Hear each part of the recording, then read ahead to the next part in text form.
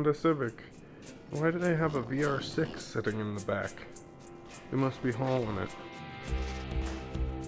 Hello, welcome back to ADHD Fabrication, where we're making this 1991 EF Honda Civic mid-engine rear-wheel drive using a VR6 and a 6-speed manual out of a 2002 Golf. We already have the entire subframe and engine in the back of the car. In the last video, we got our hi-hats mounted about where I think they're supposed to be. I'm about 98% sure, and the 2% is all in height. So if I have to adjust it, I'll have to adjust it. But we'll figure that out as we go. When I was editing that video though, it got me thinking about the fact that I'm not actually that far away from being able to have this thing be a roller.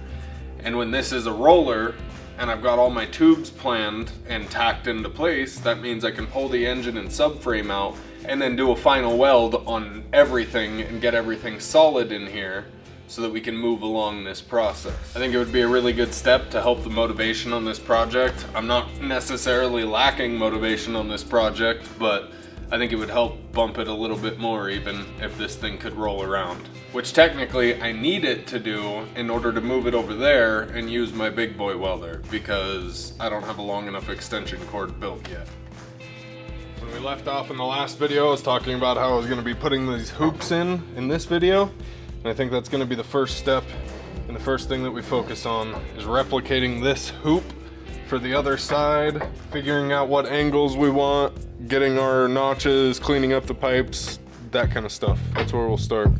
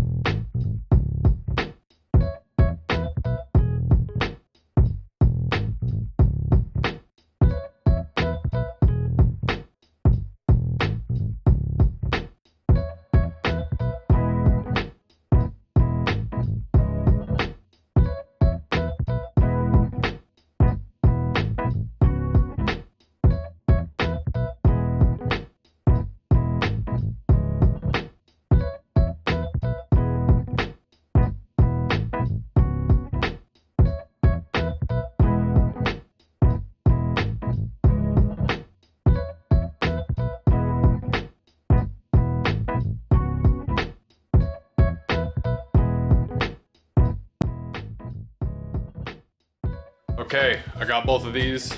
Both of them are shaped and everything for both sides. They're coped, at least roughed in. I'm probably gonna have to adjust that a little bit just to level them out as much as I want, you know, once I'm tacking them in the vehicle. But tomorrow I'm gonna start with cleaning these. I'll be back on this first thing in the morning. I was kind of dawdling this morning and I should have been spending more time on this. Part of the reason why is because somebody on Marketplace posted these for 50 bucks. An older guy that didn't even know what they were from, and those are 100% for 95 to 2002 or 2003 Volkswagen Jetta or Golfs. That's what that does for us, is gives us more adjustability here, as well as dampening adjustability.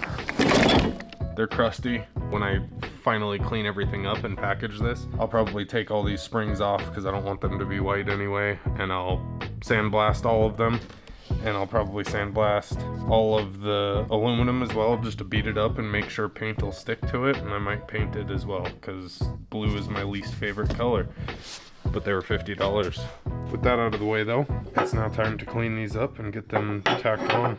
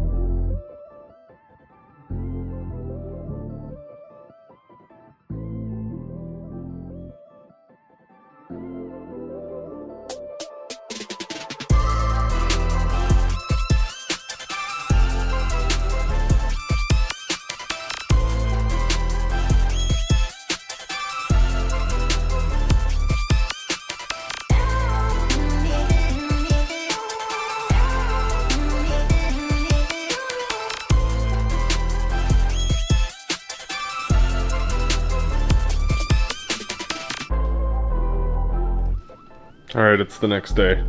We spent 28 hours to get to this point, getting everything tack welded, stitch welded, I guess, so that it's all structural enough that I trust it to sit under its own weight and move around. Obviously, everything's coming out, and I'm gonna grind in and fill a bunch of these and then use my big welder and do some good welds and cover pretty much everything on this. But for now, it's at least stitch welded enough that it can be a roller. I'll have some other supports that come down at a different angle. I just haven't decided where they're gonna go with packaging with the rest of everything. And I'll also do a strut tower bar, just like any other vehicle has, that goes from there to there. But again, until I know the packaging of what is going on here, and if I'm getting rid of that, and where a supercharger is going and all that, I don't want to build that yet, because that's not necessary for it to be drivable. These bars will be in before I drive it, but a strut tower bar can be a later addition to the thing. Like we discussed in the last video, this sway bar is going to be an issue. I definitely won't be able to give this thing full travel until we get an R32 sway bar in here because of this distance right here. But an R32 sway bar goes underneath your axle and connects right there, which should give us plenty of space on both sides. It's almost time to put wheels on this thing and set it on the ground and see how it sits. But first, what I need to do is adjust this coilover basically as low as it goes. This side I've already adjusted down part way, but I'm probably going to go even lower with it. But I'm going to have to start with that to be able to get the front wheels on and have them be even. And then we'll get some rear wheels on. We can clear all this stuff out of the way and then set this thing on the ground and see what it looks like.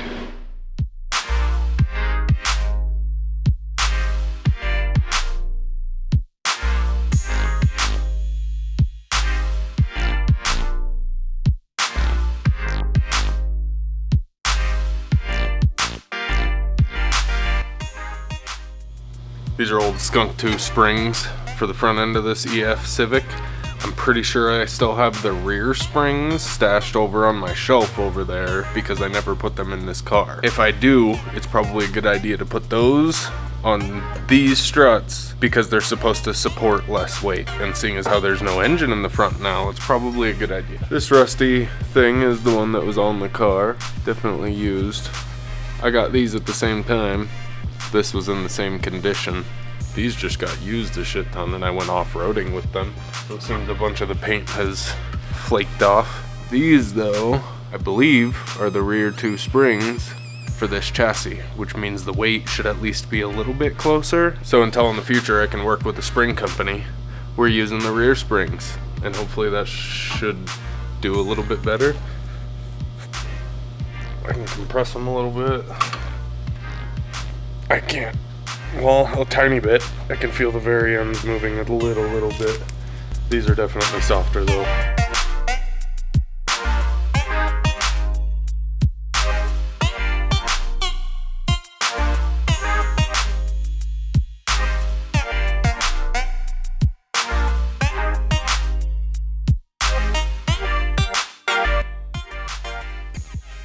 Alright, I've got a solution to a problem that'll probably create another problem later on for me, but for now it's what I'm able to do. We have a really nice set of full contact Continentals. Those are going to be the tires that go on this, but they're currently on 4x100 wheels. And what that means is they can go on the front here, but they can't go on the back where we have Volkswagen Golf lug pattern, which is 5 lug. And the reason that's an issue is because the big, nice, full contact Continentals, they're a full 1.5 inches bigger in diameter than Golf compatible wheels that are on the back. I don't have anything else that's compatible with Golf lug pattern that's bigger to match the wheels in the front, but I do have these Rota-Slips with some full contact Continentals that are dry rotted and really crappy. These are actually the tires that were on this car when I bought it, but these are exactly 2 foot diameter, which is what the rear wheels are. So we're gonna go ahead and put these on the front. It'll allow us to level out the car a little bit better. And then in the future, when we put the bigger wheels on, then we'll have to deal with clearancing and wide bodying and making it to where bigger wheels will actually fit with how low we're gonna need this thing. Also thinking in the future, I'm probably gonna need to do something about this front suspension, but one thing at a time. So, the one thing we're starting with right now is putting these roto slips on, and I also need to get this spring on the other side. And we'll be able to put the rear wheels on and set it on the ground and see what it looks like for the first time. Pretty excited about that.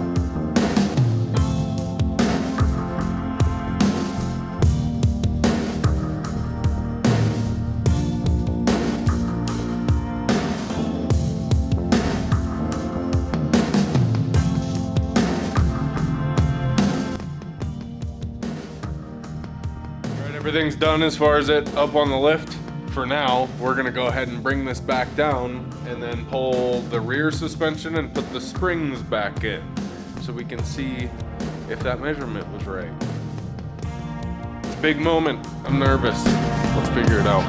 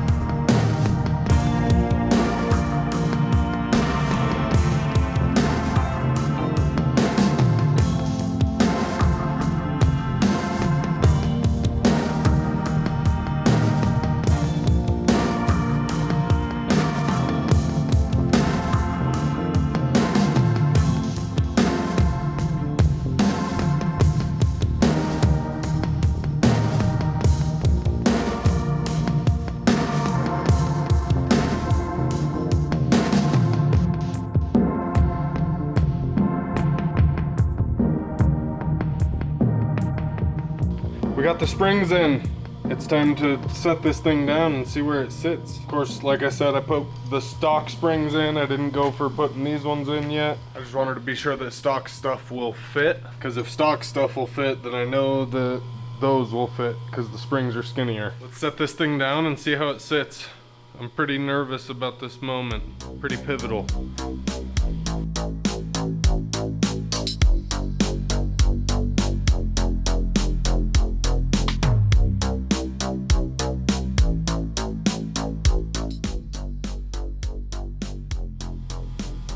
See how there's an air gap that whole way across? There's also a gap all the way across on this side, which means we're sitting on our suspension. Probably gonna cut a little bit of clearance in this before I drop it off this, because then I know it'll just bang into that. Not that I care, I just want to see the suspension do something. Oh, this is exciting! We have a roller. This thing's sitting under its own weight right now.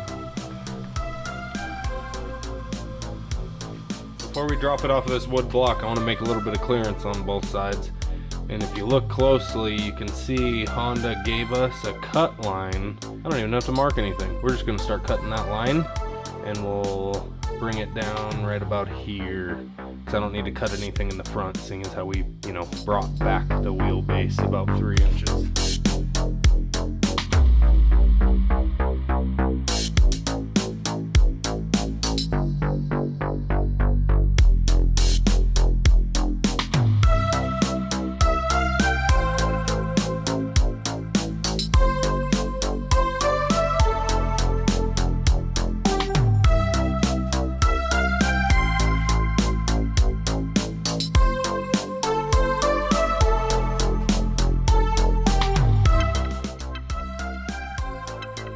They're not flared out enough to clear, but now we at least have way more of a gap on both sides.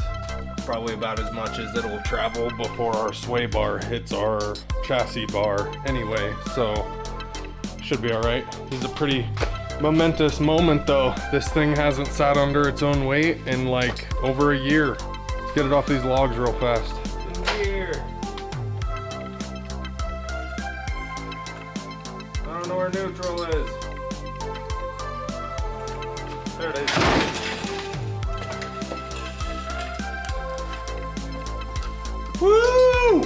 It did stuff! Suspension!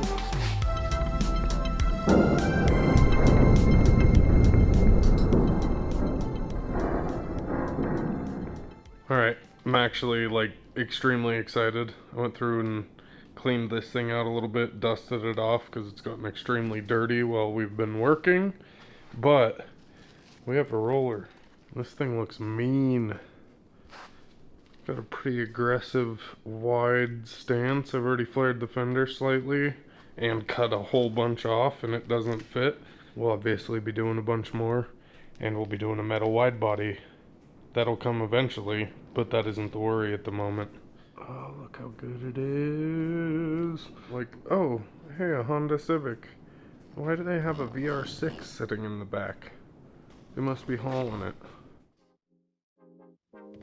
It almost feels surreal having an engine behind me in this thing. I used to drive this every single day to work for like over a year, maybe 2 years, something like that.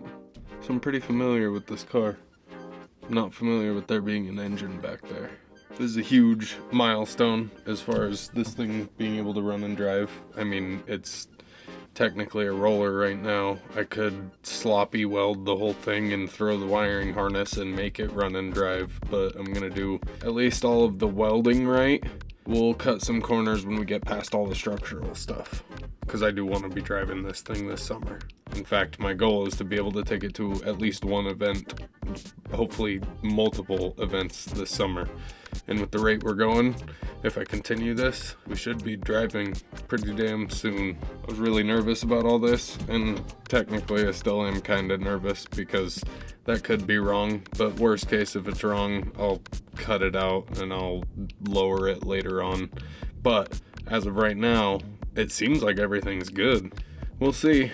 Hopefully you've enjoyed watching me figure this whole thing out. Please like and subscribe. Share me with a friend that might think that this thing is cool. Tell your dog I said hello. Have a great day. And remember, don't let your meat loaf.